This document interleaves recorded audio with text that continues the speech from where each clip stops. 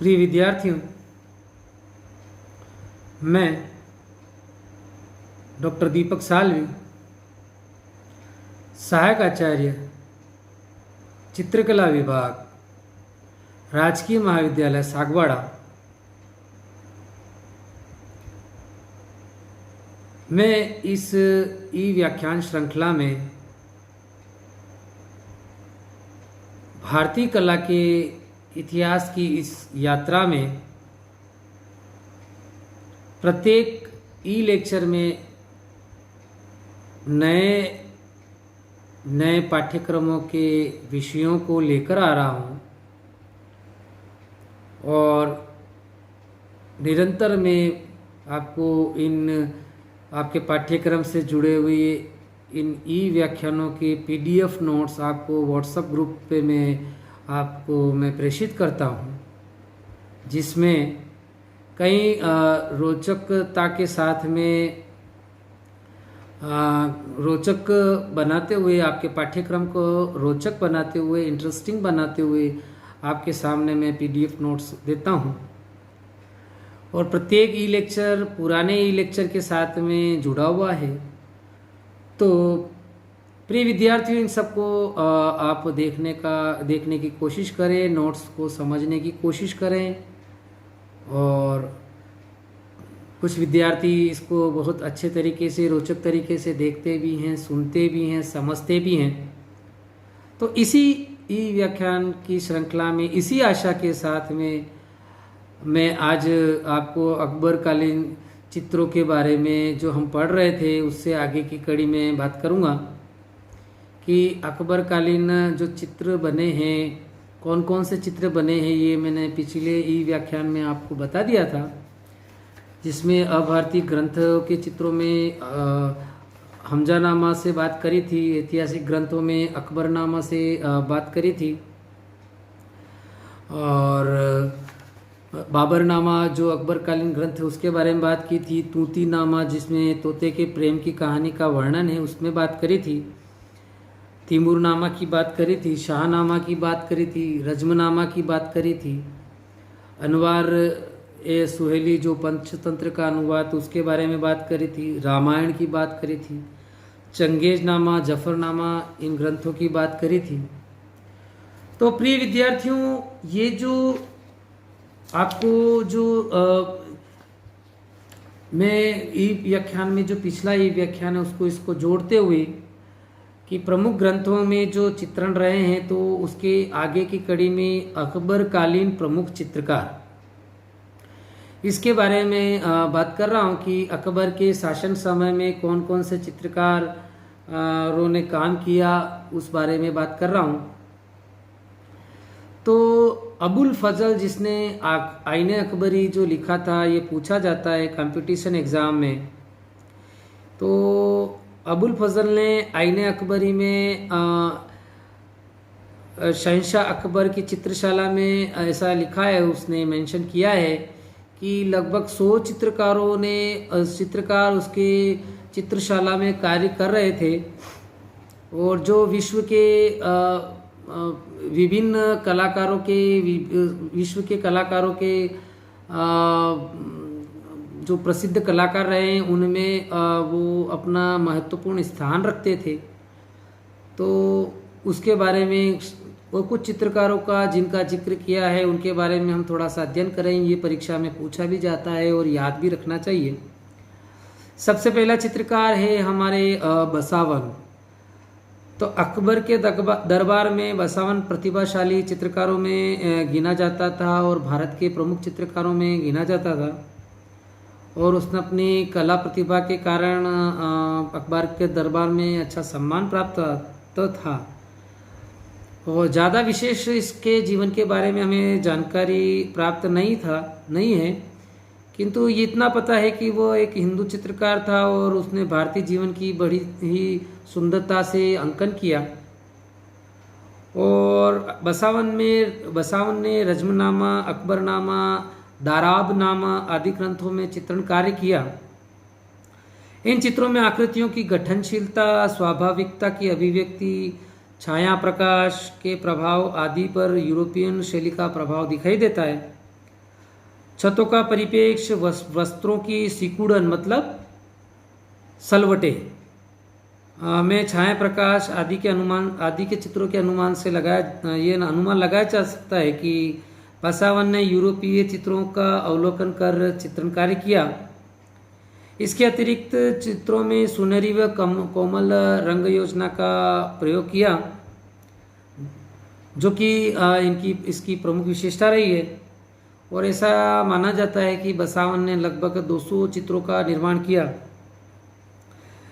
प्रसिद्ध कला विद्वान डॉक्टर राय कृष्ण दास के अनुसार बसावन पृष्ठिका बनाने में, आकृतियों के आलेखन में, रंग लगाने में, छवियां बनाने में तथा चित्रकला के विभिन्न आयामों में सर्वश्रेष्ठ कलाकार था। तो दूसरा कलाकार है ख्वाजा अब्दुल समद शिराजी, तो जिसको शिराजी की उपाधि प्राप्त थी। तो बसावन, दसवंत, मीर सैयद अली के समकालीन शिराजी भी अकबर के दरबार का सम्मानित कलाकार था। साथ ही मुगल चित्रशैली के जन्मदाताओं में एक माना जाता है। अबुल फजल की आईने अकबरी में इसके चित्रकारी की प्रशंसा की गई। इसके मनमोहक एवं कोमल चित्रशैली के फलस्वरूप इसे शीरी कलम, महत्वपूर्ण बात है, शीरी कलम की उपाधि दी गई थी। शिराजी का उल्लेख हमें तैमूरनामा में भी देखने को मिलता है। और शिराजी की कला शैली में निरंतर विकास होता गया और उसकी बाह्य कृतियाँ बाह्य रूप के साथ साथ आंतरिक भावना भी उसके साथ में मुखरित होती नजर आती है। अकबर की चित्रशाला के प्रमुख चित्रकार होने के साथ साथ उसने कई चित्रकारों को भी चित्रकला के लिए दीक्षित किया, उनको शिक्षा प्रदान की। और सबसे अच्छी बात ये थी, इस नई चीज़ ये थी कि ये चित्रकला के साथ साथ सुलिपि, जो चित्रों के साथ में जुड़ा हुआ एक अंग है चित्रकला का, सुलिपि अच्छे आलेखन के साथ में उस चित्रों के साथ में सुलिपि का भी प्रयोग करता था। नेक्स्ट कलाकार है दसवंत। अब्दुल समद ने आईने अकबरी में लिखा है कि दसवंत के बारे में लिखा है कि वह एक काहर का पुत्र था और अकबर की फतेहपुर सीकरी के चित्रशाला में प्रमुख चित्रकार के रूप में कार्यरत था।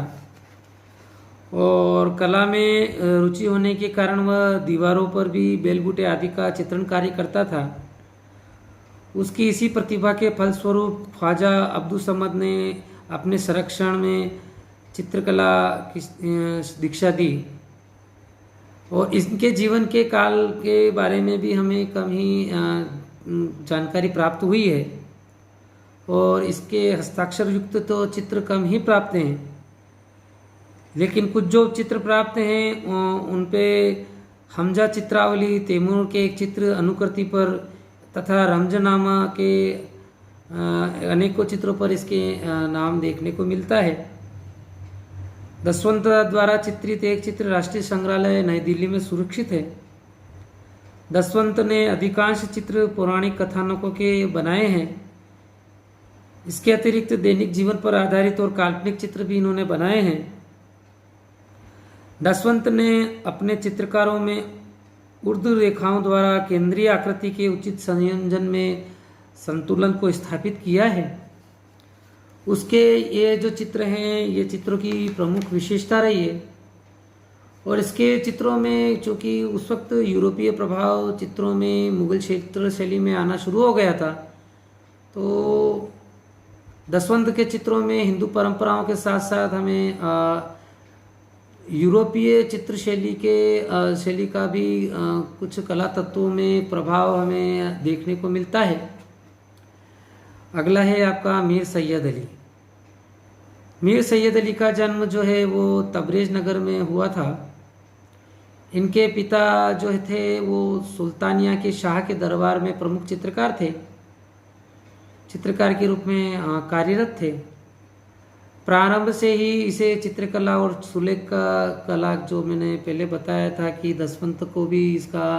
दसवंत ने भी इसमें काम किया था। तो इनको भी चित्रकला और सुलेख का बचपन से ही रुचि थी और फारस की सफ़ीवी या ईरानी शैली में भी कार्य किया इन्होंने। इसे जुदाई के उपनाम से भी मीर सैयद अली को जाना जाता है। अकबर के निर्देशानुसार उसने भारतीय चित्रकला का अध्ययन किया और उसका अंकन किया और इसके फलस्वरूप फारसी शैली के तत्वरूप भारतीय चित्र शैली में मिलकर मौलिक मुगल शैली में निखर कर अकबर शैली के रूप में यह प्रकट हुआ। उसने दरबारी जीवन की अपेक्षा अपने चित्रों में दैनिक, जो सबसे महत्वपूर्ण बात है, दैनिक जो जनजीवन है उसको लेकर उन्होंने चित्रित किया और इनके द्वारा चित्रित चित्रों में संयोजन अधिक संतुलित और सुनियोजित है, जिसमें सूक्ष्म रेखांकन, सुंदर आकृतियाँ, आकर्षक रंग योजना आदि महत्वपूर्ण है। अगला कलाकार है महत्वपूर्ण कलाकारों में अकबरकालीन, वो है फारूक बेग। तो फारूक बेग जो था वो 1580 में काबुल आया था। इसके चित्रों पर मध्य एशियाई प्रभाव था। कुछ समय में इसने अपनी निजी शैली विकसित की और साथ ही दक्षिणी कला से भी प्रभावित रहा। तो अकबरकालीन इन प्रमुख चित्रकारों के संक्षिप्त जीवन परिचय के पश्चात जो कुछ अन्य कलाकार हैं जिनके बारे में भी जिनके नामों को जानना भी हमारे लिए नितांत आवश्यक है। तो फारूक बेग के बाद में जो अन्य कलाकार थे जो इस समय के में कार्यरत थे, उसमें फारूक चेला भी है, केशव लाल है, मुकुंद है, माधव है, जगन है, महेश, खेमकरण, तारा, राम, जगन्नाथ, धर्मदास, शंकर, लक्ष्मण आदि प्रमुख चित्रकार रहे हैं जो मुगल चित्र शैली के उत्थान में अपना महत्वपूर्ण स्थान रखते हैं।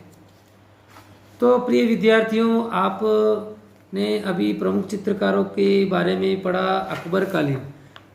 इससे पहले के ई व्याख्यान में आपने अकबरकालीन मुगल सचित्र ग्रंथों के बारे में पढ़ा, उनकी विशेषताओं के बारे में आपने अध्ययन किया। उसके पश्चात आपने अकबरकालीन प्रमुख चित्रकार जिन्होंने अकबर के शासनकाल में जो कि एक प्रमुख कला प्रेमी शासक था, उसके बारे में आपने पढ़ा अभी इस व्याख्यान के दौरान। तो देखा जाए तो राजस्थानी चित्रशैली में क्षेत्रवाद की कला में तत्व देखने को मिलते हैं। क्षेत्र से प्रभावित चित्र शैलियाँ चलती रही, मारवाड़, मेवाड़, शेखावटी, हाड़ौती, इस प्रकार की जो शैलियाँ चली वो क्षेत्रवाद के आधार को लेकर चली। किंतु हम मुगल चित्र शैली में एक महत्वपूर्ण आपकी तुलनात्मक अध्ययन है, महत्वपूर्ण तुलनात्मक चीज़ है कि आपको मुगल चित्र शैली में शहंशाहों या शासकों के अंतर्गत शासकों की रुचि अनुरूप हमें चित्रकला देखने को मिलती है कि शासक की रुचि किस प्रकार की कला में है, उस प्रकार के चित्रों का अंकन यहाँ के चित्रकारों ने किया है। तो ये एक महत्वपूर्ण मोटा मोटा अनुमान है जो हमें देखना समझना चाहिए। और ये जो सारे पेंटिंग्स आप देख रहे हो इन ई व्याख्यानों के दौरान, तो मैं इन कोशिश करता हूँ कि इन पेंटिंग्स को कहीं से संकलित करके आपको बताने का, जिससे कि आप इन ई व्याख्यानों में अच्छी तरीके से इनको देखें, इन PDF नोट्स को आप प्रिंट लें और अच्छे तरीके से आप इनको एनालिसिस करें। और यदि कोई किसी प्रकार की कोई समस्या आ रही है तो निश्चित रूप से मुझे संपर्क करें, तो मैं आपको और अच्छे तरीके से और भरकस प्रयास के द्वारा भी आपको इनको समझाने का प्रयत्न करूँगा। आगे के जो ई लेक्चर हैं वो भी आप कंटिन्यू जिस प्रकार से इन ई लेक्चरों को देखते हैं आप, तो मुझे कमेंट भी आते हैं, तो आप आगे जो ई लेक्चर से उनमें भी आप निरंतर जुड़े रहें, तो आप निरंतर इस पाठ्यक्रम के विभिन्न प्रकार के विषयों पर प्रकाश डालते हुए भारतीय चित्रकला की इस यात्रा को निस्संदेह हम अच्छी तरीके से पूर्ण कर पाएंगे, ऐसा मेरा विश्वास है। धन्यवाद।